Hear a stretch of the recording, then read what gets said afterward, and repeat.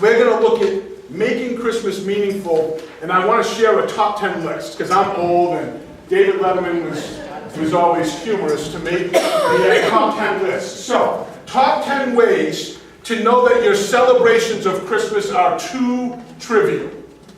Number 10. The 12 days of Christmas are the 2 weeks you need to pack up your decorations after the holidays. How many weeks do you take, Suzanne? To put away or Yeah. No, not to put up. That takes years. But that doesn't mean those are her 12 days of Christmas. It doesn't mean it might take her that long. Number 9, you spend 4 hours going from grocery store to grocery store, Deb, in order to find chestnuts to roast on the open fire. I go to good prices every week. Number 9. Dreaming of a white Christmas has to do with a recurring nightmare you have after painting your kitchen cabinets to match the bright white you saw on the page of Martha Stewart's Living Christmas Editions. Number 7, you're left in a dark and silent night when your stereo system blows a fuse while playing Christmas CDs because you've tried to outdo your neighbor's light display. Number 6 rather, the only jingle bells you hear are the ones ringing in your ears from racing to the malls to get that one special gift for your pet. There are. Number 5, you feel like decking your mate instead of decking the halls when he asks if Christmas cards are ready to be mailed. Number 4, you're more interested in the fact that Santa Claus is coming to town than you are with the visiting missionary who needs a spare bedroom for the weekend. Ooh. Yeah. Number 3, your computer-generated invitations to the annual neighborhood holiday bunko night begin with the phrase, "Oh come, all ye faithful." Number 2, your mind is so overloaded with preparations for the school Christmas party that when your only child calls home in the middle of the day, you ask, "What child is this?" Bad. And number 1, joy to the world is the last carol you would choose to describe the paralyzed state of your emotions. It's really what Christmas is supposed to be about, isn't it? The joy that's come to the world. And we've really truly lost sight of a lot of that. And what we want to do is to help people find a meaningful way to celebrate Christmas. And in order for Christmas to be meaningful, I want to share some things before we look at the scripture. We're going to go to Matthew chapter 2, by the way. In order for Christmas to be meaningful, it takes the same thing as it does about following the stars, right? We're going to look at the Magi, the wise men, the kings. How many of you think that the kings arrived when Jesus was a baby? I mean, was still in the manger? No. Anybody know how long? 2 years. Yeah, about 2 years. So one thing we know is that it took them time to follow the true star. Yeah. Listen. In order for Christmas to be meaningful, it takes time. But it doesn't just take time, because we know the Israelites took 40 years wandering in the wilderness. They took time, but they never entered the promised land. So it's not just time. There has to be an intentionality, a purpose associated with the time. Because we can mark time, which we all do, but what's our purpose? What is our aim for Christmas? How do we make it meaningful? Are we building things into our life intentionally to make it meaningful, or are we just marking time, can't wait until December 26th comes so that the season's over and the rush stops and the emotions can, and we can pack everything away and just be done with that? Because that doesn't make it meaningful, it makes it stressful, and you can't wait for it to go away. And then the last thing that I saw in thinking about the wise men for this connection is it takes diligence. Listen, here's what I know about old sailors. I don't know a whole lot about the sea at all. But old sailors used to navigate by the stars, didn't they? That's right. And in order for them to arrive at their destination, they really had to pay attention. Just like the kings would have had to really pay attention to where that North Star landed so that they would find Jesus and not just some other, miss the mark place. right? They had to arrive at a destination on purpose, and in order to get there, they had to be intentional, but they also had to be diligent. Because if you let go of things even a little bit, you lose them. And so the sailors need to be able to navigate the stars, and they need to be diligent. Imagine for 3 days they didn't pay attention. And then they tried to look up and wondered where they were. Well, that's kind of us. Sometimes we don't pay attention. That's right. Even though our intention That's right. is to arrive at a certain place, but we don't pay attention. That's right. Diligence. All right? It's such a necessary thing. And so let's look at Matthew chapter 2, verses 1 through 11, and find out a little bit from these scriptures about how we can start to build a more meaningful Christmas by celebrating the true star of Christmas. And we're going to look at the text and we're going to pick it apart and see some things, and we're going to go, okay, not only a 2,000-year-old text, but what about today? All right. Now, after Jesus was born, everyone say after. After. Now, after Jesus was born in Bethlehem of Judea in the days of Herod the king, behold, wise men from the east came to Jerusalem, saying, where is he who has been born King of the Jews? For we have seen his star in the east and have come to worship him. When Herod the king heard this, he was troubled, and all Jerusalem with him. When he had gathered all the chief priests and the scribes of the people together, he inquired of them where the Christ was to be born. So they said to him, in Bethlehem of Judea, for thus it is written by the prophet, but you, Bethlehem, in the land of Judah, are not the least among the rulers of Judah, for out of you shall come a ruler who will shepherd my people Israel. Then Herod, when he had secretly called the wise men, determined from them what time the star had appeared.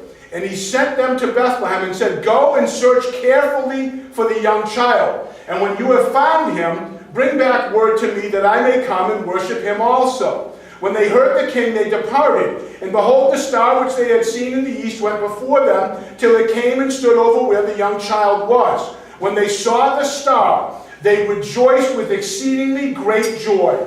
And when they had come into the house, they saw the young child with Mary his mother, and fell down and worshipped him. And when they had opened their treasures, they presented him with gold, with gifts, gold, frankincense, and myrrh.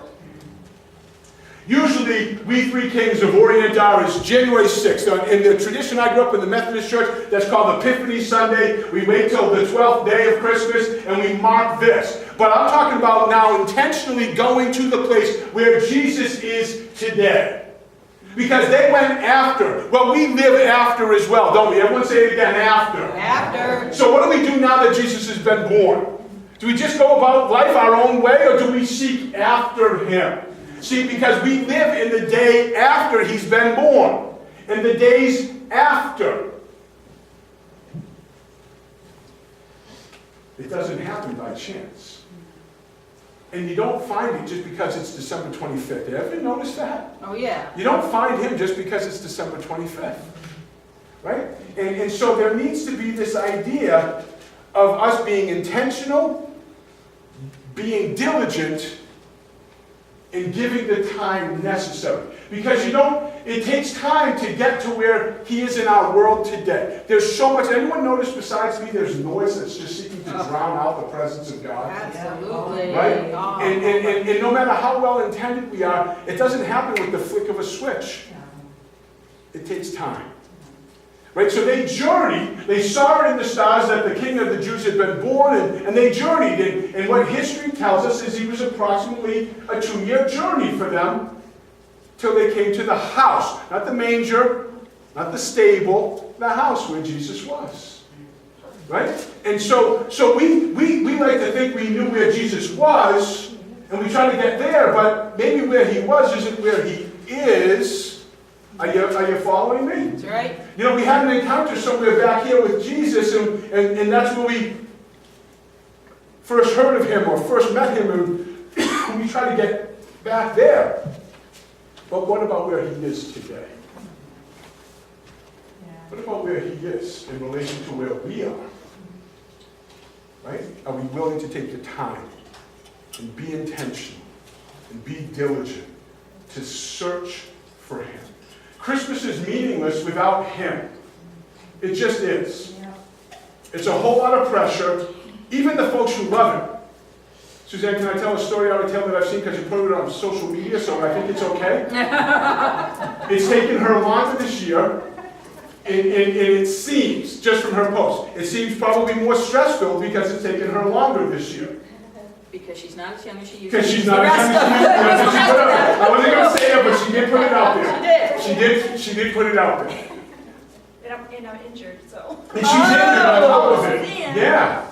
And so, listen, even people that love Christmas, without that diligence and without that intentionality and without the time, and when it takes longer, are we willing to take the time to get there?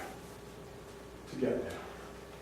Because there's a lot of other things that would distract us. Listen, Herod was the king on earth.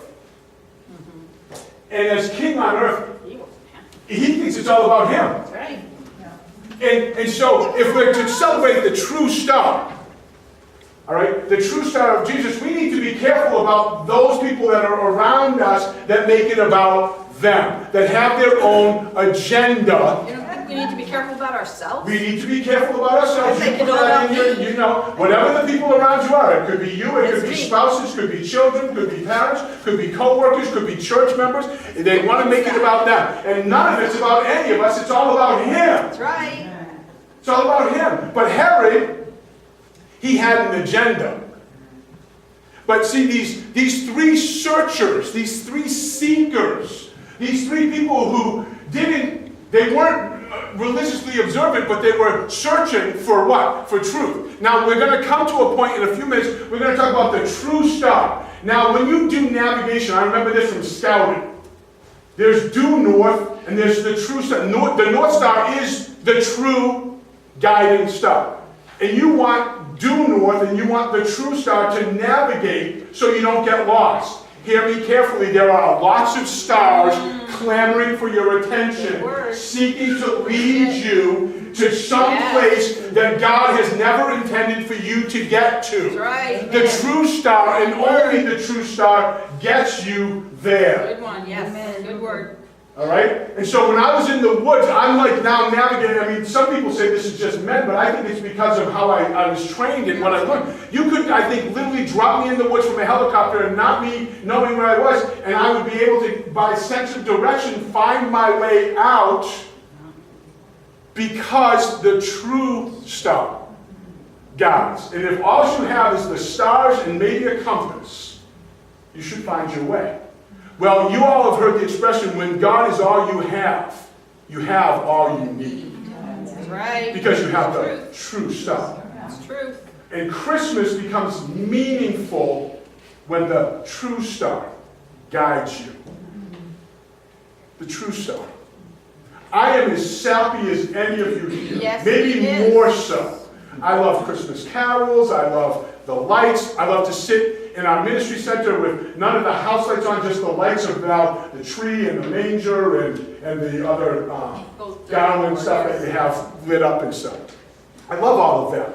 But none of that's going to guide me to the truth. None of it. And so we need to be sure that we're like the wise men. See, now on this tie, people have already commented they love the baby and they love the color. But I have a pin, and when I used to wear coat jackets, I have a pin that says, "Wise men still seek him." But on this, the baby has been born and the wise men have already begun their journey. Have you begun your journey to finding Christ? To finding him. Like, not just finding him for eternal salvation, because I think it's pretty much almost clear to say here that you have. But how about finding him today? That's right. So that he can guide you through your days and your tomorrow. Right? Christmas, I mean, anyone want less stress? Yes. Right? Anyone want less stress? Right? The true stuff. Because there's stress. Listen, you can see it in the text. Like, why are we surprised that this is anything like new? There's stress in the text, isn't there? There's stress here. The wise men come, and they're truly seeking the king, the one who's been born king of the Jews. They're truly seeking him. They don't know him yet, but they're truly seeking him. And so that's church, that's a word for us. Just be truly seeking Him. Yes. Because there is another, and his name's Herod. And he also had heard, but he became troubled with someone that was going to take the light from his star. He became troubled, yeah. He became troubled because it wasn't about him. You ever get trouble when it's not about you? Yep. A lot. Right? Listen carefully, church. Because Christmas, we can get troubled. Let me give you some, for examples. Unresolved family conflict. And having to deal with our people. That's right. That troubles us. Because we make it about us. They don't meet my needs, they're not doing what I asked them to, and or maybe you're the issue and they have issue with you. We all get trouble, don't we? Because it's not about us. Time, intentionality, and diligence. And we look to the manger, but through the cross, and God, through the cross, has told us He's entrusted to us the ministry of reconciliation. It's a hard word. Christmas is a stress-filled time. Many people hate this time of year because we've made it about anything but what it is. That's right. Absolutely. Because we haven't been diligent in keeping what it is. Right. We've made it about something else. Yep. All right? And so Herod, it says he became troubled, and all Jerusalem with him. Now just think about this for a moment. Like, how did they get the word already? Like, we think Facebook is fast media. Like, how did they hear about this one that could be the king? He was a homeless child, born in a stable. Spread pretty quick, didn't it? That all Jerusalem would be troubled with him. Good point. Yeah. I think the world around us is troubled, church. I'm just sharing on this. I think they're troubled. And try it on. Read the paper or this. Let's go out to lunch, all of us together. Let's pick a restaurant, go to lunch together, and then let's be as loud as we can at the table talking about Jesus. Not even just generic God, but about Jesus. Let's use the name Jesus. Let's talk about Jesus and watch how people become troubled around us because it makes them uncomfortable, this Jesus. That's true. Not just God, but Jesus. The one who's born King of the Jews. The Savior of the world, the one who is Lord of all. We don't want someone to be Lord over us. We want to be king of our own, queens, sorry ladies, of our own domain. Well, if Christmas is going to be meaningful at all, it's going to be meaningful if we make Him king. Because He already is, and why are we fighting the authority? That's right. But we are fighting. Yes, we are. And it says that the chief priests and the scribes and all the people he gathered together, and he inquired of them, like, where is this one born? Where is he? Don't you think that's what people are still asking today? Like, we're leaving Herod's motives aside for a moment. But don't you think people want to know, where is your Jesus today? Aren't they still asking that? In the supermarket, in the banks, and Franklin Pierce and Timken and Millipore and, wherever we all work and live, and they're asking, where is your Jesus? Because what they're seeing is He's not here. Because we haven't been diligent. And we're not taking the time to help them understand how to really make Christmas about what it's supposed to be about, the true star. We're not helping them. And they said, the wise men said, in Bethlehem of Judea, for thus it is written by the prophet. So He calls them, the chief priest and the scribe. So He calls the wise men to Himself. Right? So the chief priest and the scribe, they knew the scripture too. So they were just referring back to the prophetic. But he wants to know the specific now. He calls the wise men to Him secretly. Pete, come up here for a minute, man. Just come on up here. I gotta pick on my brother. I'm not gonna hurt you, man. Listen, I know I shouldn't probably say this, but did you hear about? See, look at your wife's face. Is he really gonna say something? No, you know when people that kind of saddle up to you secretly, right? And start a conversation like that? Hey, don't tell anybody what. Right? Listen, we're in trouble right off the bat. If we're entertaining that, thanks, brother. Appreciate it. Tell your wife now. Keep this in prayer. Yeah, that's right. I'll tell your wife. Hey, by the way, that's right. Don't tell anyone. And then you know he goes home and tells Paula. And he forgets to tell Paula. Pastor said, don't tell anyone. So Paula then tells her sisters or friends or whomever. And this is how it goes, right? Herod calls them secretly to himself. Listen, people have agendas in the world today. Yeah, they do. They've got agendas. So my question for you is, in order for all of us to make Christmas more meaningful, is what's your agenda? Oh, ouch. What's your agenda? Is it truly about him? Because the wise men were truly making it about Jesus, and wise men still seek him. Right. We make it about him. But what's your agenda? What's your agenda?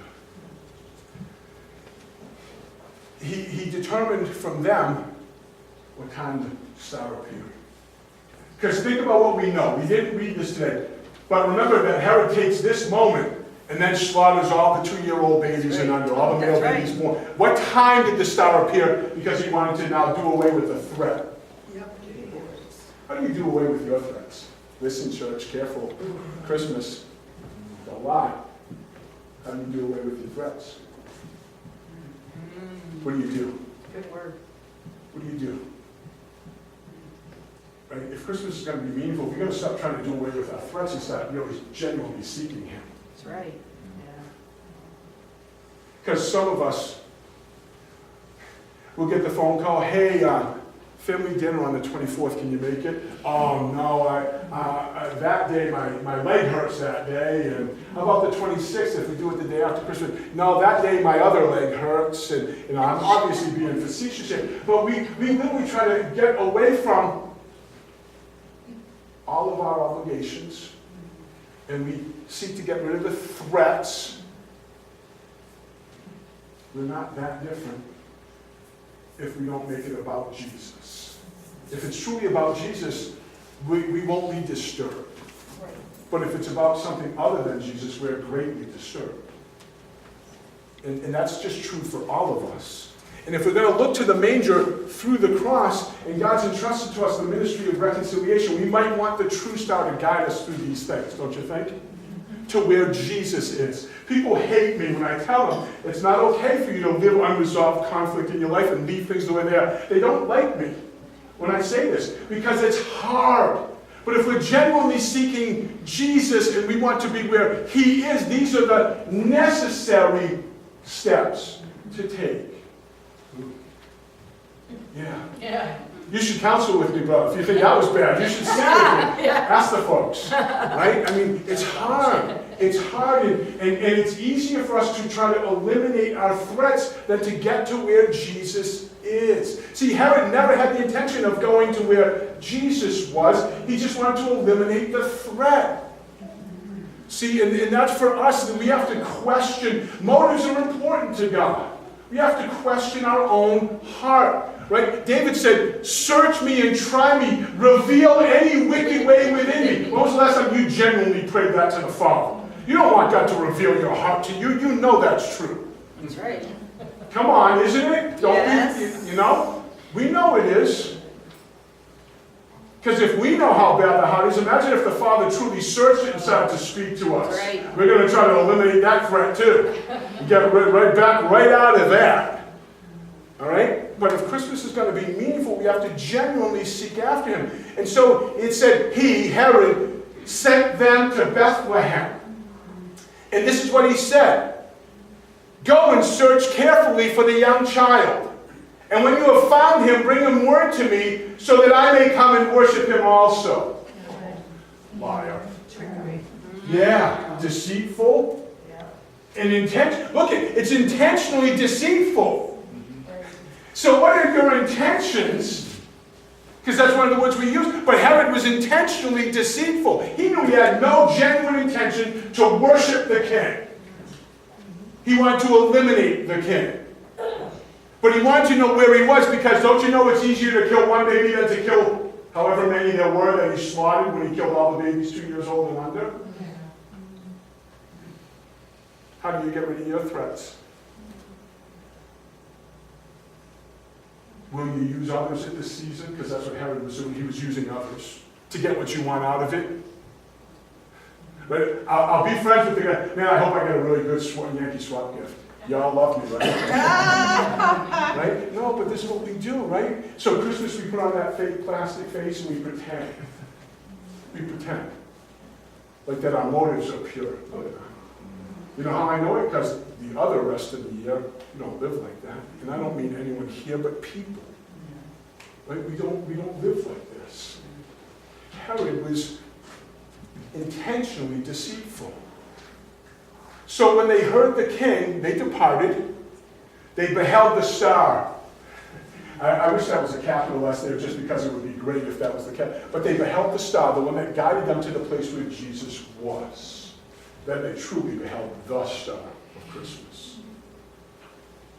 Right? They beheld the star, which they had seen in the east, and it went before them till it came and stood over where the young child was. Can I ask what you're following this year? Listen, if Christmas is going to be meaningful for you, what are you following to make sure you arrive at the place where Jesus is? That's an important question. Yes, it is. For all of us. If it's going to be meaningful, what are we following after? Right? What are we following after? Because the world has lots of, you know, we were at the craft fair, as I already indicated yesterday, and there was one table that there was something, I don't remember what it was, but they said, oh, I like this, it's sparkly, shiny. There's lots of things that sparkle and shine in our world, but they don't lead you to where Jesus is. This one. And we get distracted by sparkly, shiny. Because the world tells us that's what we need. Shiny new cars and sparkly jewels and, you know, just dress it up any way you want, play with it any way you want. But you know what I'm talking about, right? There are things that are Counterfeit. yeah, they're counterfeit. And they're guiding us too, though, when we follow them. But they're just not going to lead us to the place that we ourselves even want to get to. That's true. So we need to know ahead of time what we're looking for. Because here's one thing I do know, if you aim at nothing, you're sure to hit it every time. But if you're trying to find Jesus, you better find the one thing that leads you to him. And that's for all of us. So if I can pick on my brother, for some people, the music, it leads them to Jesus. It's not just soulish, it leads them to Jesus. And I know for you, your heart's, you know, you're okay without the music. And that's good too. But for some people, it helps them get there. You know? And so some of us need that. Because even Paul said to Timothy, stir up the gift within you. Stir it up. When they heard the king, they departed, they followed the star. They stood over where the place where the child was. And when they saw the star, they rejoiced with exceedingly great joy. Christmas. Charlie Brown, Christmas. It's still my favorite. Yeah. There was another meme out the other day on Facebook with 12 movies. Which were your favorite? Number 10 and number 12 are my favorites. It's A Wonderful Life and the Charlie Brown Christmas, right? And it's my Linus with the blanket wrapped up and, you know, on the stage and quoting from Luke. He's actually quoting from Luke, not Matthew, right? No, he's But quoting talking from Isaiah, about, isn't he? huh? Doesn't he quote from Isaiah? He's quoting from Luke's rendering, though, of the whole Christmas story. Okay. But what my point is this, in the simplicity of that, even that pitiful tree that Charlie Brown had. You remember that? Yeah. Exceedingly great Joy. joy. That's the message of Christmas. Right. Exceedingly great joy. I'm not trying to spend till we're broke to show someone that we love them, who then doesn't like us anyway, and then we're miserable after because we better pay the credit card off, and you know what I'm saying? Where's the exceedingly great joy of Christmas? Well, it says to me that when the star stopped over the place where Jesus was, they rejoiced with exceedingly great joy. If we want Christmas to be meaningful for for us. We need to stop letting the world invade our Christmas and find the place where He is so that we can be filled with exceedingly great joy. Amen. Yes. Because that's what will fill us with eternal blessings.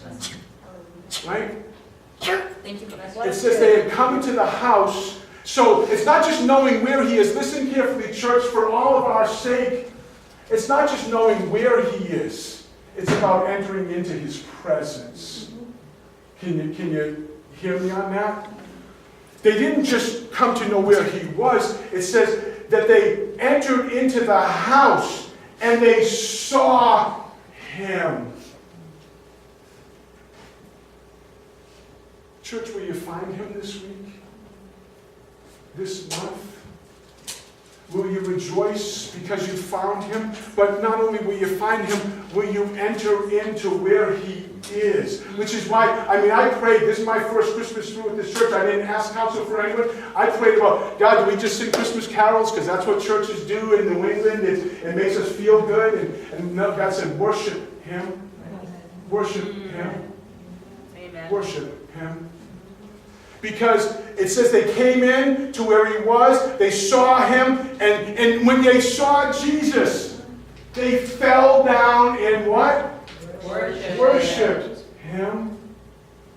Christmas is meaningful when we fall down, humble ourselves, if that's a better phrase for some of you. I don't mind falling down.